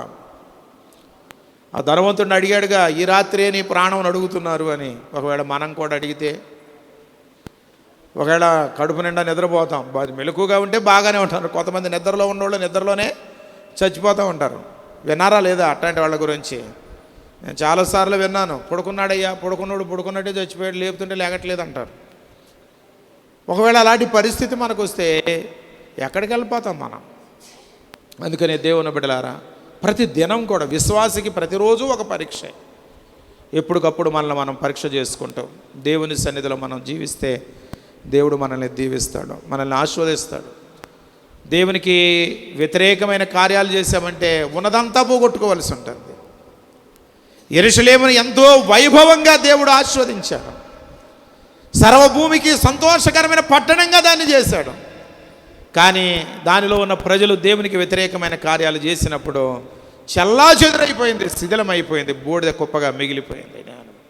మనం కూడా అనుకోవచ్చు, దేవుడు నన్ను దీవించాడులేండి, అన్నీ బాగానే ఉన్నాయి, బ్యాంకులో 1,00,000 రూపాయలు ఉన్నాయి, లేకపోతే ఇంట్లో ఒక 10 కాసులు బంగారం ఉంది, మా ఆయన సంపాదిస్తున్నాడు, మా పిల్లలు సంపాదిస్తున్నారు, నేను అంతా బాగానే ఉండాలి అనుకుంటున్నావేమో. జాగ్రత్త. దేవునికి వ్యతిరేకమైన పాపం మనలో కనబడిందా అంటే ఒక్క రోజు చాలండి, ఒక్క క్షణం చాలు, ఒక్కసారి మన జీవితాలు తిరగబడిపోతాయి అంతే. కనుక దేవుని బిడ్డలారా, దేవుని ఉగ్రత దిగి రాకముందే, దేవుని యొక్క కోపాగ్ని మన మీద రగులుకోకముందే మనం చేయాల్సింది ఏంటంటే ప్రభు సన్నిధిలో ప్రభువుకి ఇష్టమైన రీతిలో మన జీవితాల్ని మలుచుకోవటం అనేది మనకు క్షేమం, మనకు ఆశీర్వాదకరం. దేవునికి ఏం మొహమాటం లేదు, అయ్యగారులని లేదు, అమ్మగారులు లేదు, విశ్వాసులని లేదు, వాళ్ళని లేదు, వీళ్ళు దేవదూతలనే వదిలిపెట్టలేదు. దేవుడు నిన్ను వదిలిపెడతాడా ఏంటి? కాబట్టి దేవుని బిడ్డలారా, ఈ ఉదయకాల సమయంలో దేవుడు మనతో మాట్లాడుతూ ఉండగా పాపాన్ని మన జీవితంలోనికి అనుమతించి ఆ యెరూషలేము పతనమైపోయినట్లుగా మనం పతనమైపోయే వారంగా కాకుండా దేవుడు ప్రేమించిన, దేవుడు కోరుకున్న వ్యక్తులుగా ఉన్న మనం, నిజంగా దేవుడు కోరుకున్నాడు, దేవుడు తన రక్తమిచ్చి మనల్ని కొన్నాడు, మనల్ని గొప్ప రక్షణతోనూ విడుదలతోనూ ఆనంద సంతోషములతోనూ ప్రభు మనల్ని సంతోషింపజేస్తూ ఉన్నాడు. ఈ రీతిగా ప్రభు మనల్ని దీవిస్తూ ఉండగా ఆయన మార్గాన్ని విడిచిపెట్టి ఆయన సన్నిధిని తొలగి మనం దౌర్భాగ్యకరమైన పరిస్థితుల్లోనికి దిగజారిపోకుండా దేవునికి ఇష్టంగా బ్రతుకుతూ ఎప్పటికప్పుడే మనల్ని పరీక్ష చేసుకుంటాం. ఆ నూతన యెరూషలేములో మనం చేరువారముగా, ఆ నూతన యెరూషలేము కొరకు మనం కనిపెట్టే వారంగా ప్రభు బిడ్డలుగా బ్రతుకుదాం. అట్టి కృప పరిశుద్ధాత్మ దేవుడు మనందరికీ అనుగ్రహించునుగాక. అందరూ తలలో వంచండి, చిన్న ప్రార్థన చేద్దాం. అందరూ కూడా మోకరించడానికి అవకాశం ఉన్నవారు మోకరించండి, ప్రార్థన చేసుకుందాం. చిన్న ప్రార్థన చేద్దాం. పరిశుద్ధాత్మ దేవుడు ఉదయకాల సమయంలో మనతో మాట్లాడి ఉండగా దేవునికి వ్యతిరేకమైన తలంపులు, ఆలోచనలు మనలో ఉంటూ ఉన్నాయా? ఒకసారి మనల్ని మనమే పరీక్ష చేసుకుందాం. వాళ్ళ సంగతి వీళ్ళ సంగతి మనకెందుకు, ఎవరి లెక్క వాళ్ళే అప్పచెప్పుకోవాలా. కాబట్టి మనల్ని మనమే పరీక్ష చేసుకొని యెరూషలేము ఎంత సుందరమైన పట్టణం, దేవుడు కోరుకున్న పట్టణం, దేవుడే కట్టిన పట్టణం, పరిశుద్ధమైన పట్టణం, ప్రభు బిడ్డలు నివసించే పట్టణం, సర్వభూమికి ఉన్నతమైన పట్టణంగా అది పరిగణించబడుతూ వచ్చింది. దేవుని బిడ్డలారా, ఆ పట్టణంలో ఘోరమైన దేవునికి వ్యతిరేకమైన కార్యాలు జరిగినప్పుడు శత్రువుల చేతికి దేవుడు ఆ పట్టణాన్ని అప్పగించాడు. సమూల నాశనం చేయబడింది, సమూలంగా అది నాశనం చేయబడింది. ఈ ఉదయకాల సమయంలో ప్రభువా నన్ను క్షమించయ్యా, దేవునికి వ్యతిరేకమైన తలంపులు, ఆలోచన నీలో కనబడుతూ ఉన్నాయా? దేవునికి వ్యతిరేకమైన మార్గంలో నువ్వు నడుస్తూ ఉన్నావా? దేవుని ఎరిగానని చెప్పుకుంటున్నావు, రక్షించబడ్డానని చెప్పుకుంటున్నావు, మంచిదే. దేవుడు నేను రక్షించాడు, నీ పాపము నుండి నేను విడిపించాడు, రక్షణ అనుభవాన్ని ఇచ్చే, రక్షణ ఆనందాన్ని అనుభవించే స్థితిలో ప్రభు నిన్ను ఉంచాడు. అయితే దేవునికి ఆయాసకరమైన మార్గం నీలో ఏదైనా కనబడుతుందా? లూసిఫర్ కూడా దేవుని సన్నిధిలో ఉండి దేవుని ఆరాధించేవాడే గాని దేవునికి వ్యతిరేకమైన ఆలోచన వాడి మనసులో కలిగినప్పుడు పాతాళానికి పడద్రోసేశాడు దేవుడు. ఆ బబులోను సామ్రాజ్యాన్ని పరిపాలించినటువంటి ఆయన కూడా, ఆ బెల్షెజరు, దేవుని బిడ్డలారా, దేవునికి వ్యతిరేకమైన ఆలోచన చేసినప్పుడు అడవిలోనికి దేవుడు తరిమేశాడు. అడవి గాడిద వలె గడ్డి మేసినాడు. ఆ ధనవంతుడు కూడా తనకు పండినటువంటి సమృద్ధి అయిన పంటను బట్టి తనలో తానే అనుకున్నాడు, దేవుణ్ణి గణపరచకుండా. ఆ రాత్రే తన జీవితాన్ని నష్టపోయాడు. రాత్రికాల సమయంలో మనమెంత, మన జీవితం ఎంత, మన బ్రతికెంత, అంతలో కనబడి అంతలో మాయమైపోయే ఆవిరి లాంటి వారు మనం. నీటి మీద బుడగలాంటిది మన జీవితం. నువ్వేదో నిన్ను నీవుగా ఏదో ఊహించుకుంటున్నావు. నేను ఇంకా ఏదో ఈ లోకంలో అది చేస్తాను, ఇది చేస్తాను, ఓ నాకు అది ఉంది ఇది ఉందని ఒకవేళ విర్రవీగే వారంగా మనం ఉంటున్నామేమో, గర్వించే వారంగా ఉంటున్నామేమో. జాగ్రత్త జాగ్రత్త. దేవుని కోపాగ్నికి మనం గురికి అయ్యే వారంగా మనం ఉండకూడదు. మరి యెరూషలేము ఎంతగా నాశనం చేయబడింది దేవుని బిడ్డలారా. ఇప్పటికీ కూడా అక్కడ అసమాధానమే కనబడుతుంది. ఇప్పటికీ కూడా అది యుద్ధ భూమిగానే కనబడుతూ ఉంది. ఇప్పటికీ కూడా అది దేవుని బిడ్డ అసంపూర్ణమైనటువంటి పట్టణంగానే పరిగణించబడుతూ వస్తూ ఉంది. వివాదాస్పదంగా కనబడుతూ ఉంది. కాబట్టి మనల్ని మనం పరీక్ష చేసుకొని, నేనేం పెద్ద పాపం చేయడం లేదులే, నేనేమి అందరిలాగా ఆ పనులు ఈ పనులు చేయడం లేదని ఒకవేళ అనుకుంటున్నావేమో, నువ్వు సమర్థించుకుంటున్నావేమో. పాపం అనేది చిన్నదైనా పెద్దదైనా అది దేవునికి మనకు గొప్ప ఎడబాటును కలిగిస్తుంది. దేవుని కోపానికి మనల్ని గురి చేస్తూ ఉంటుంది. దేవుని ఉగ్రత మన మీదకు దిగి రావడానికి అదే కారణమవుతుంది. కాబట్టి చిన్న పాపమేలే, ఇదేమి దేవుడు చూడలే, పట్టించుకోలే అన్నట్లుగా నిర్లక్ష్యంగా ఉండకుండా ప్రతిదినం కూడా మనల్ని మనం పరీక్ష చేసుకొని పరిశీలించుకొని, ప్రభువా నేను చేసిన పాపాన్ని క్షమించయ్యా. నీ హృదయమే చెప్పుద్ది నీకు నువ్వు చేసేది పాపమో కాదో. ఎవరో వేలెత్తి చూపాల్సిన అవసరం లేదు, ఎవరో నిన్ను విమర్శించాల్సిన అవసరం కూడా లేదు.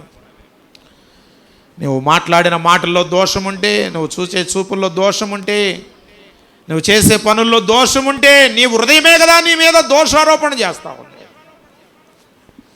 నువ్వు చేసేది మంచి పని కాదు, నువ్వు మాట్లాడే మాటలు మంచివి కాదు, నీ నడవడిక సరి అయింది కాదని నీ హృదయం నీ మీద దోషారోపణ చేస్తూ ఉండగా, అవును ప్రభువా నేను పాపినయ్యా నన్ను క్షమించమని పశ్చాత్తాపడి ప్రభు దగ్గర మనం ఒప్పుకుంటే ప్రభు మనల్ని క్షమిస్తాడు, మనల్ని ఆయన తిరిగి లేవనెత్తుతాడు. అలా కాకుండా హృదయాన్ని కఠినపరుచుకొని ఇంకా అదే పాపంలో కనుక నువ్వు కొనసాగడానికి ముందుకు వెళితే నాశనము వెంబడి నాశనము నిన్ను చుట్టుకుంటుంది. ఈ రోజున ఏదైతే ఉందని నువ్వు గర్విస్తున్నావు అది నీకు దూరమైపోతుంది. ఒకానొక రోజున సర్వమును కోల్పోయినటువంటి ఆ యొక్క యెరూషలేము పట్టణం వలె నీ జీవితంలో కూడా సర్వస్వాన్ని పోగొట్టుకుని సర్వమును కోల్పోయిన వ్యక్తిగా నీవు దుఃఖించాల్సిన పరిస్థితి వస్తుంది. కాబట్టి ఇప్పుడే ప్రభు తట్టు తిరిగి పశ్చాత్తాపడి, ప్రభువా నన్ను క్షమించయ్యా, నాలో ఈ బలహీనత ఉందయ్యా, నాలో ఈ పాపం ఉన్నదయ్యా, నేను సరిదిద్దుకోవలసిన విషయాలు ప్రభువా నా జీవితంలో ఎన్నో ఉన్నాయి నాయన, నన్ను క్షమించయ్యా, నన్ను క్షమించు ప్రభువా. ఈ ఉదయకాల సమయంలో ఆ యెరూషలేమును ప్రభువా నీవు నాకు చూపిస్తూ నాతో ప్రభువా హెచ్చరికగా మీరు మాట్లాడారు తండ్రి. ఒక చిన్న ప్రార్థన చేసుకొని ప్రభువుకు మన జీవితాల్ని అప్పగించుకుందాం. పశ్చాత్తాపడి ప్రభువుకు మన పాపాలను చెప్పుకొని ప్రభు దగ్గర మనం క్షమాపణ అడుక్కుందాం. ప్రార్థన చేద్దాం. పరిశుద్ధుడా, ప్రేమ కలిగిన మా ప్రియ పరలోకపు తండ్రి, 87వ కీర్తన నుండి ప్రభు ఈ ఉదయకాల సమయంలో మీరు మాతో మాట్లాడినందుకే మీకు స్తోత్రాలయ్యా. నీవు నిర్మించినటువంటి ఆ పరిశుద్ధమైన ఆ యెరూషలేము పట్టణములో నీ ప్రజలు నివసించే పట్టణము, సర్వభూమికి సంతోషకరమైన పట్టణము, రక్షణ విడుదల సంతోషాన్ని కలిగించిన పట్టణము ఎంత భయంకరమైన దుర్గతికి గురి అయిందో, ఎంతగా అది నాశనం చేయబడిందో చరిత్రలో మేము చదువుతూ ఉన్నప్పుడు నాయన ఎంత విషాదకరమైనటువంటి పరిస్థితులయ్యా. దేవా మా జీవితాల్లో కూడా భయంకర పాపము నుండి శాపము నుండి మమ్మల్ని విడిపించి రక్షించావు నాయన. నీ అమూల్యమైన రక్తము చేత మీరు నన్ను కడిగి మమ్మల్ని కడిగి పరిశుద్ధపరిచినారు తండ్రి. నీవు ఇచ్చిన రక్షణ విడుదల సంతోషాన్ని బట్టి నీకు స్తోత్రాలు. కోరుకున్నావు నాయన, మాలో నివసిస్తూ ఉన్నావు తండ్రి. అయ్యా నీకు వ్యతిరేకమైన పాపము ఏదైనా మాలో కనబడితే మరలా భయంకరమైన దుస్థితిలోనికి మేము దిగజారిపోతామని, భయంకరమైన నాశనానికి మేము గురి కావలసి వస్తుందని ఈ ఉదయకాల సమయంలో నీ మాటల ద్వారా మీరు మమ్మల్ని హెచ్చరించినందుకే మీకు స్తోత్రాలు.